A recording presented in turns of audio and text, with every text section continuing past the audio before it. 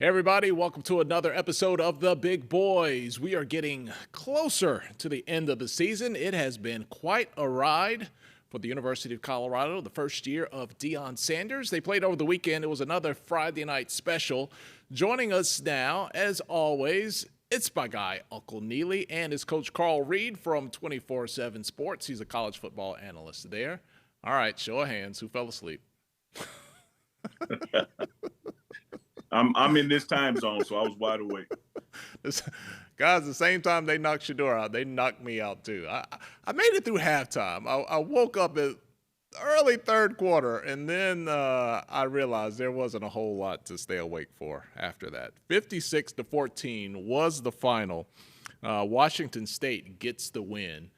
Carl, what would you say about this game?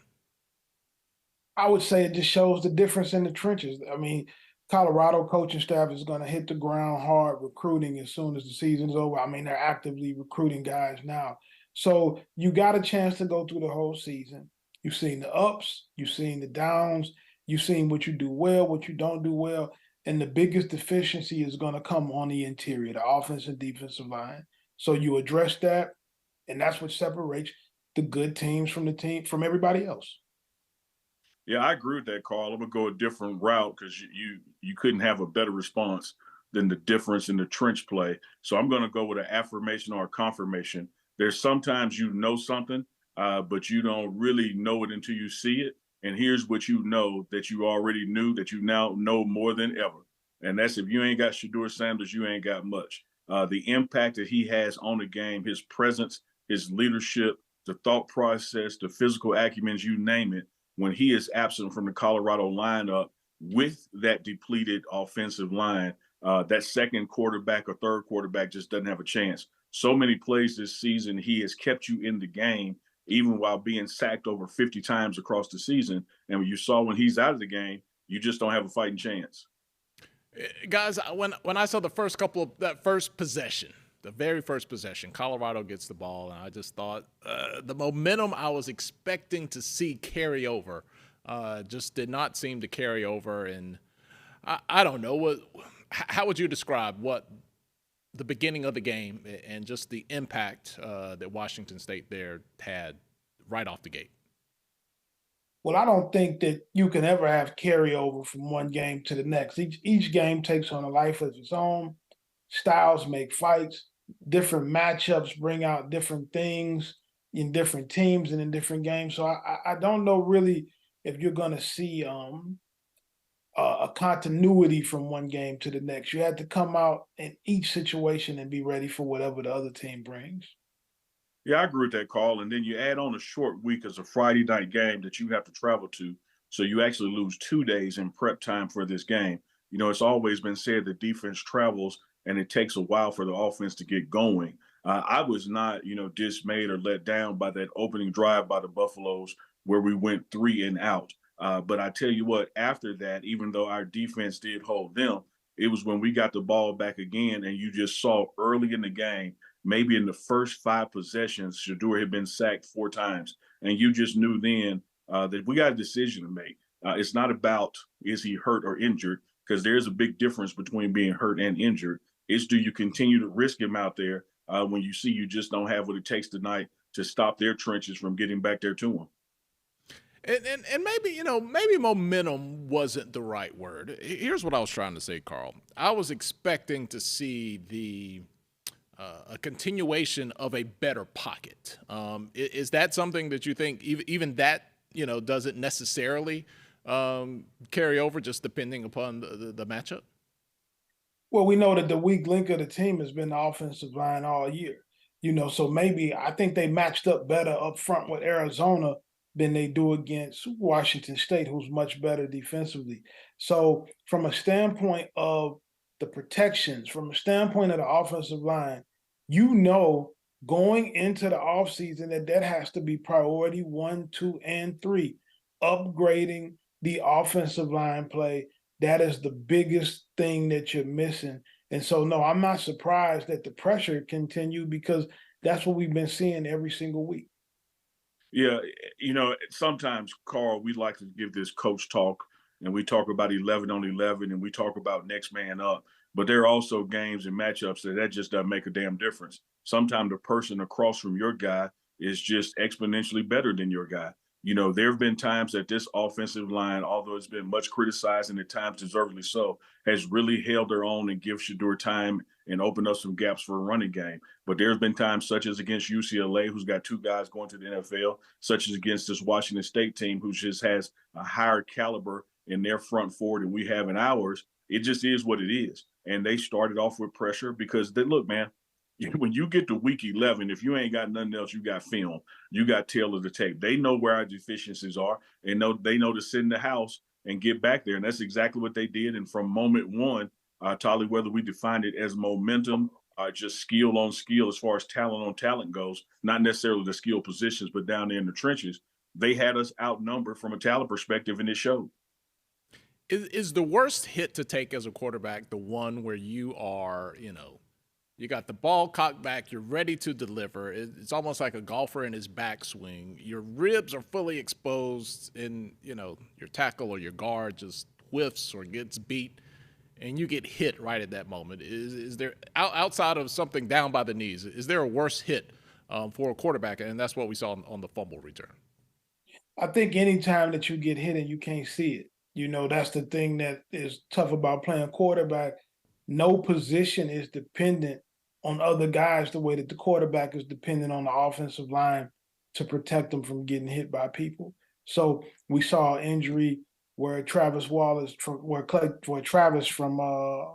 Florida State went down, and he looks like he's going to be out the rest of the season. When those quarterbacks get hit, especially when they can't see it coming, and his was a lower body thing, it's a really tough deal.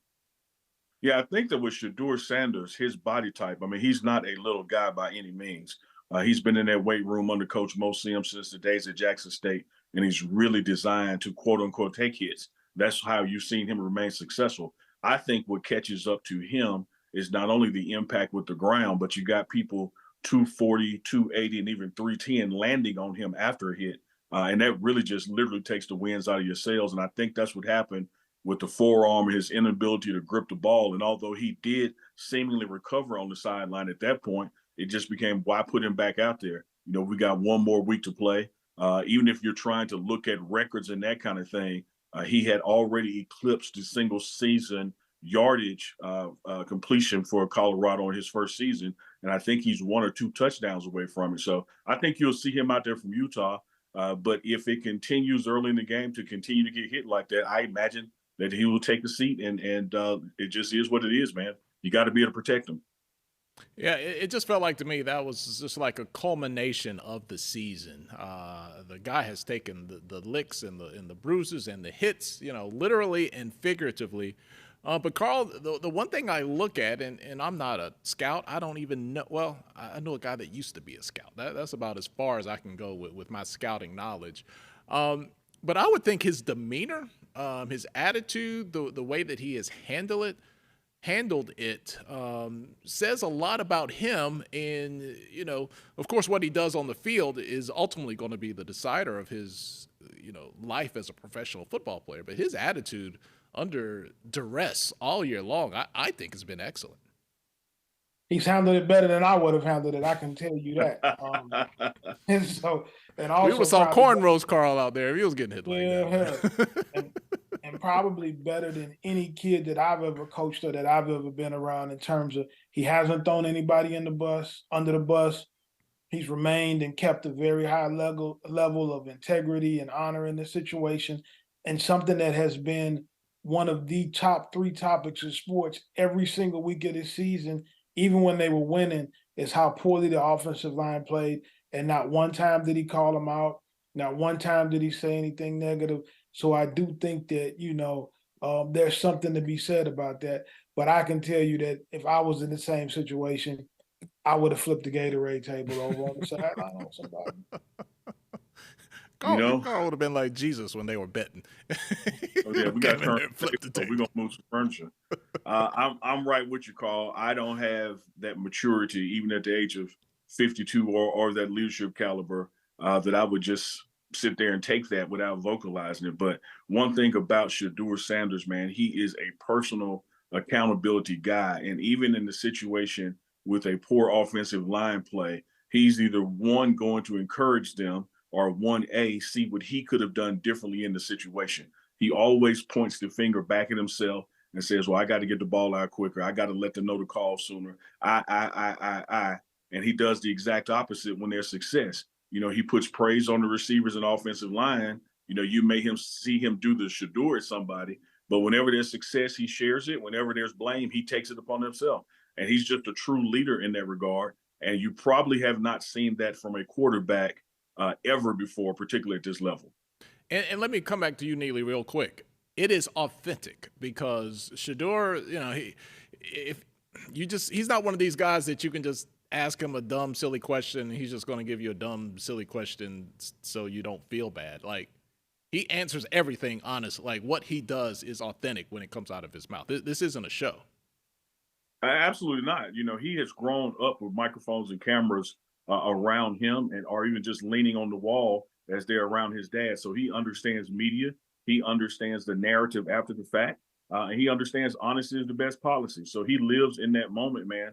And he just makes sure that I'm taking accountability and addressing myself as a leader before I start blaming others. Clearly, there's been enough blame of the offensive line that his voice added to it ain't gonna do nothing but tear the team down versus build it up. So his expectation of them is, you know, still high and wants the best and demands the best. But he's also just saying, hey, you know, what did I do in that situation? Even in the 4 sacks early in that game, he'll tell you one of them was on him. You know, as far as making his read and getting the ball out faster. So he's always going to be that person that says, well, what did I do in the situation versus throwing the blame on somebody else?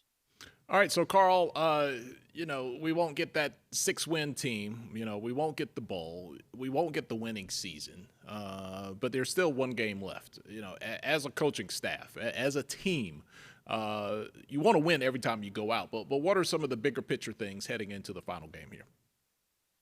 You want to win, but you want to make progress. You want to improve from week to week. Football is a week to week season.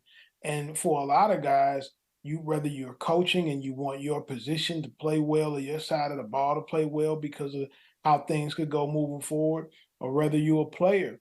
And as recruiting goes on, you want to prove that you're a guy that can be depended on, you know, even for when new transfers and new recruits come in, so you can still find your way. Every time there's an opportunity to put yourself on tape as a player and a coach, you want that tape to look very well, because even if you're a coach and you're trying to go get a new job, they're going to look at the film of the guys you just got through coaching, and there's always going to be some questions that need to be answered.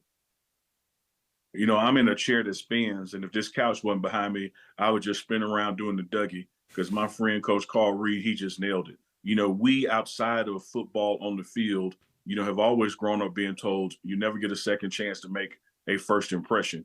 It's the opposite with football. This is your opportunity to make a last impression. You have key guys on this team via attrition, having exhausted their college eligibility, such as a Jordan Dominic, who played Georgia Tech and Arkansas.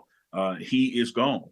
Now, early in the game or late in the game, there's going to be opportunity for guys that play behind him to show what they can do and leave the right taste of film in the coach's mouth to show that they're ready to remain on this team and have something to offer.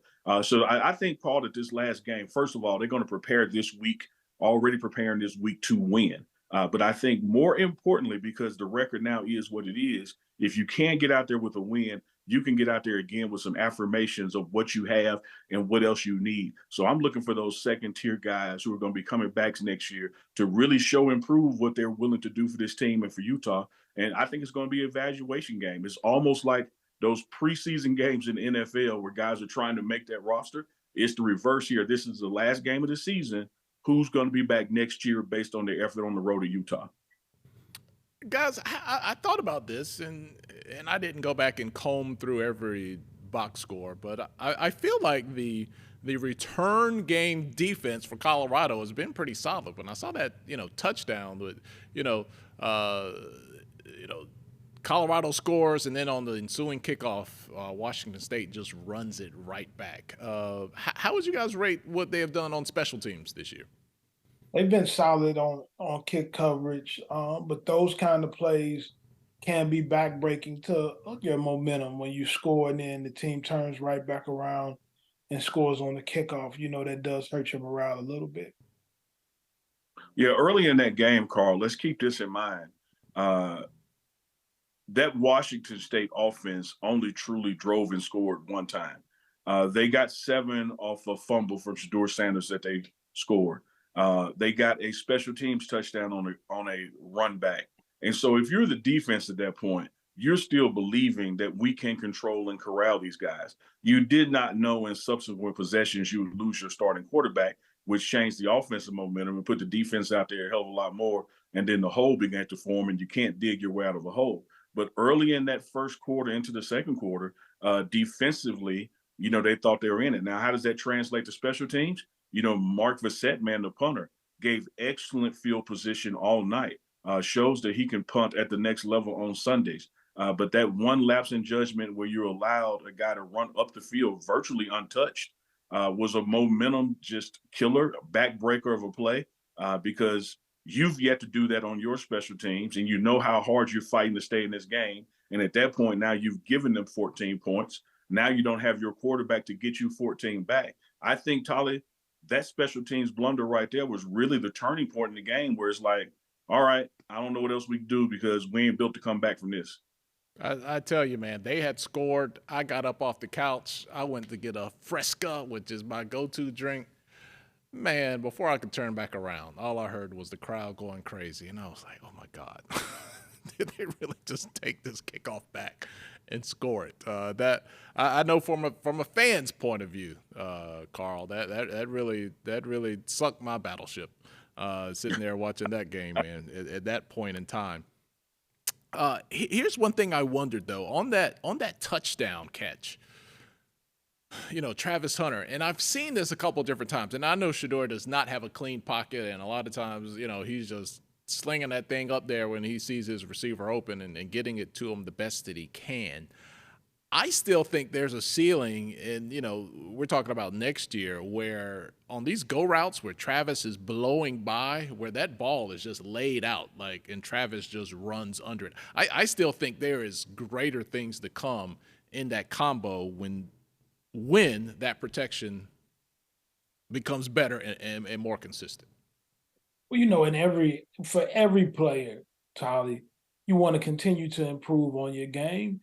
I think that any guy that's trying to really be a great player will tell you going into every offseason, they writing down, I got to improve at this. I got to improve at that. I got to get better here. I got to get better there. So by no means is the product finished. So they will take note of all of those corrections that have to be made. And I anticipate them coming out next year fully ready to go. Whether you follow Travis Hunter and that Deion Sanders connection year 1 at Jackson State for Travis, or you followed him year 2 at Colorado, here's something you're about to see for year 3 that you haven't seen before. And that's a pissed off Travis Hunter. You got a glimpse of it when he took that guy from Oregon State over into the Gatorade and let him know what the deal was. That was WrestleMania right there. Travis, has a chip on his shoulder, man. He does not like what happened this season. You saw his first season at Jackson State. The chip on his shoulder was based on that injury and not really being able to play like he wanted to. So he had something to prove.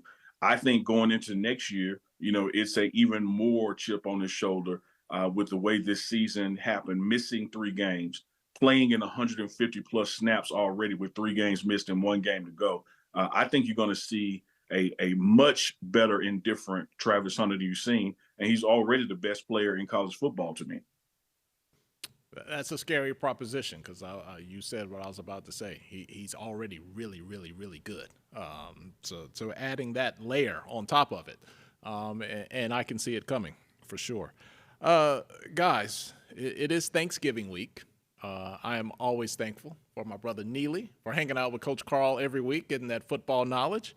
But this is the big boys, so it insinuates that we know how to throw down on Thanksgiving.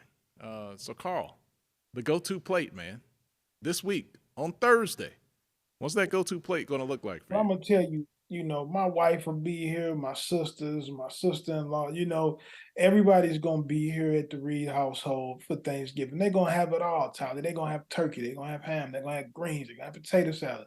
They're going to have macaroni. They're going to, you name it, cranberry sauce. Wait, are you married to Shirley Caesar? That sounds like. No, I'm definitely not. But anything that you could imagine will be here. And, sweet potato pies, the whole nine. So anybody out there, if you don't have nowhere else to go, DM me or text me, man. I'll send you the address. Pull up on me. Oh, it sounds like that Shirley Caesar song. Yeah, greens, beans, potatoes. Neely. Hey, Tolly, let me tell you this, man. I can take something learned from Utah as I go into Thanksgiving, and that's running back. Because one of the things we saw in Utah is that whether it was under duress of having to go to our second and third QB, we actually can run the ball when we want to run the ball. Savion Wilkerson from Jackson State did an excellent job at running back, and he's going to be my motivation in the team cafeteria Thursday because I'm going to keep running back for seconds, thirds, and fourths because we got a nice spread planned for the team. We'll be here in Boulder, then leaving out Friday, heading over to Salt Lake. But I'm going to put on 3-6 jersey, Savion Wilkerson jersey, and I'm running back, man. Repeat. Now, can you let us know? Because the foodies, they love to get in the comments when you get in there with Chef, man, because it ain't hot dogs and hamburgers in there, it ain't spaghetti. I mean, you guys are getting down, man. Can you give us any sneak peek of what a Thursday training table is going to look like in Boulder? Well, man, he has been Chef Carl Solomon. He has been working on some dishes and giving me a sneak peek of those dishes. We're going to do a segment with him on Wednesday prior to Thanksgiving and probably put it out on that Friday or Saturday after Thanksgiving to show his preparation for the spread for the team. All of the team, all of the staff and their family and friends are invited. We're doing it 3 p.m. on Thanksgiving Day, before heading out. So you're going to get to go to the pregame show network on YouTube, and you're going to see the behind the scenes and the after of Chef Carl Solomon's Thanksgiving spread for Colorado football. Now, what you won't see is Neely because I'll be holding the camera, but when you don't see the camera running, that means I'm eating. Let me show you what the after is going to look like for Neely after he eats whatever Chef puts out. The after is going to look something like this. The itis. The straight up itis. Oh my God. I think my favorite, man, honestly, is the stuffing because you don't eat it. I don't eat it any other day of the year. And it is so good. And it's just like, it's that rare thing on your plate. So I am definitely team stuffing, a little bit of gravy, just something to make it moist. I'm mac and cheese, man. The mac and cheese is the staple. Even though you have it all year round, that Thanksgiving mac and cheese, man, it's got to be on point. It just hits a little different. Now look, man, you up there in Colorado, y'all don't do anything funny with the mac and cheese, do you? That's that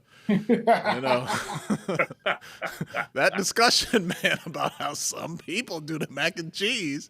Now you ain't in the sip, this Thanksgiving, Neely. I'm gonna let y'all know if it's raisins and potato salad, y'all gonna see some hell being raised. Please, for the sake of Neely, don't mess with the potato salad. Don't mess with the mac and cheese. Back to football real quickly here, guys. Carl, if you look at this team, man, from where they were before Coach Prime got there, it hasn't even been a year. I was just sitting here thinking, it was after the SWAC championship game that he flies out to Colorado. So it's not even been a full year yet. What do you think fans should be the most thankful for with the improvement that they've had and the potential that still lies on the horizon? Well, let me say this, Tolly. The team improved because you go from 1 win to 4 wins and you have a lot of excitement. We know a lot of it.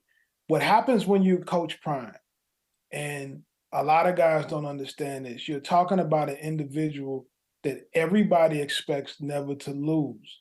The expectation will always be for him in anything he does that he is the very best. And so the fact that they didn't go undefeated, every year that they don't go undefeated, the people are going to be unhappy. You'll never be able to make them happy. But his program is on point for where they should be year one. They were a 1-win team, had a complete roster rebuild. Now they're at 4 wins, looking at 5 possibly. They are where they should be based on this point of the rebuild. Football is a game where you must rebuild season by season. And so next year in year 2, you will want to see more progress. And I think that you'll see that. But in terms of where they are right now, they are where you could have expected them to be. Here, here. I think what happens, Tolly, is that because of who Deion Sanders is, what Coach Reed just articulated, he comes in with the "I believe" motto. On top of that, we win the first 3 games in a row. Week 1 against TCU, who had just played in the national championship. So people's belief that we were going to do something never done before went through the roof, and they believed in something that they had never believed in before, and that's Colorado football. You then take some losses, get a win, and then go on a losing streak. And some of the people who were late to coming to the church of Coach Prime, are saying, well, maybe it's not what we thought it was. But the reality is just what Coach Carl Reed articulated. Turning a program from 1-11 to a 12-0 does not happen in a season, and nobody ever said it would. But when you look at the 4 wins that he was able to garner, when you look at throughout the Oregon loss and now the Washington State loss, the other ones, UCLA ranked, USC ranked, Arizona State, all those teams, you were in the game or even leading in the game. So I've heard it here from my good friend RK, never break a sweat going up the escalator. This program is moving up. There's no reason to sweat. There's no reason to panic. You have one of the nation's, if not the nation's best quarterback coming back next year. You have the nation's best college football player in Travis Hunter coming back next year. You're going to make sure that you take full advantage of the portal for the trenches.